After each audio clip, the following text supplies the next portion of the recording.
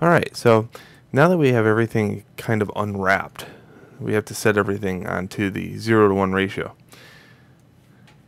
Let's go dim image so you can still see these.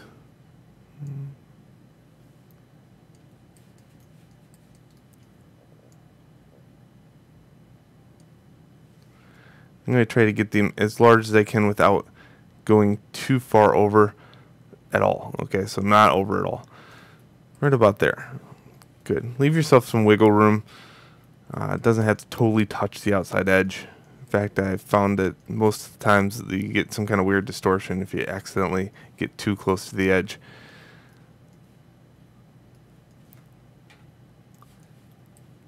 Sometimes you might find that you overlap them onto the next quadrant, and just because you got sloppy. So do not let that happen. Now, the pattern here, as you can see, the pattern changed quite a bit.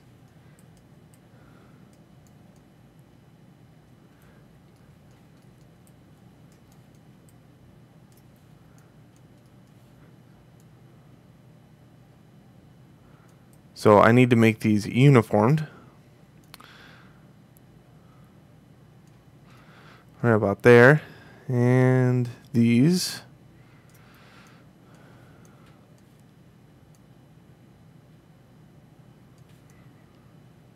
There we go. So now they're all the same size square. A little bit smaller there. Good.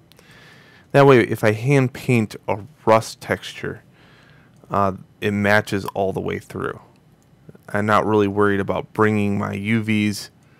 Well, I guess I am, because I gotta put a decal on this too. So in object mode, we are going to export these UVs.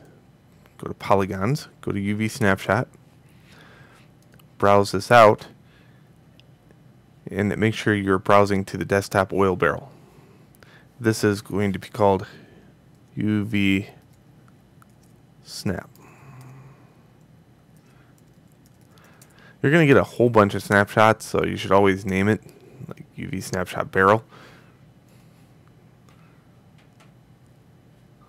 Not in this episode, but later on you're going to get a whole bunch of snapshots based upon our city that we have to do. So here, I'm just going to hit OK, make sure this is object mode.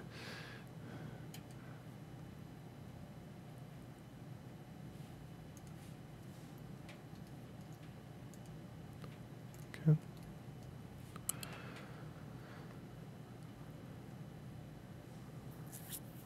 Now, I'm just going to combine these. That little oil cap is not going to be in the UV snapshot. That's okay. We do have to do one more thing here. Let's go to rendering,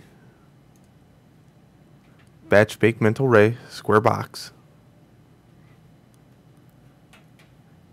And you need the following settings: single object, occlusion, use bake set override,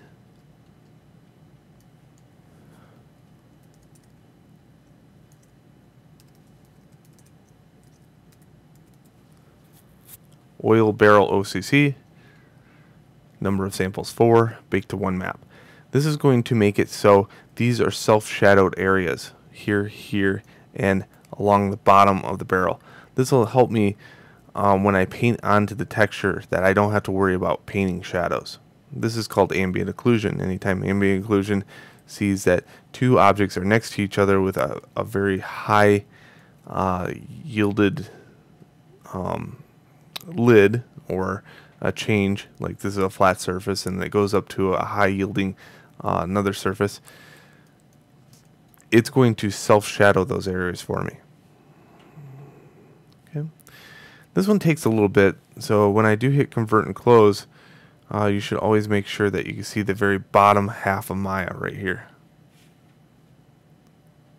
I'm going to hit convert, and this might take a second.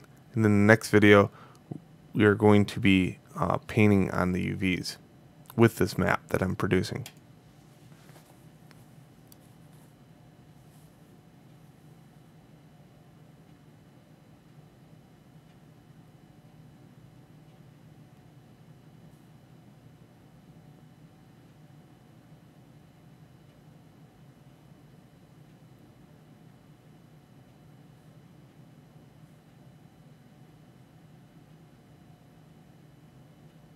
we're watching this bar down here. I usually don't cut things out of videos. Reason being that, you know, if something actually got screwed up, I don't want to just think that there's something wrong with yours compared to mine. Okay. So usually at this time, I always have students just like fast forward the video to the very end, and they can see what magical thing prevailed from the video.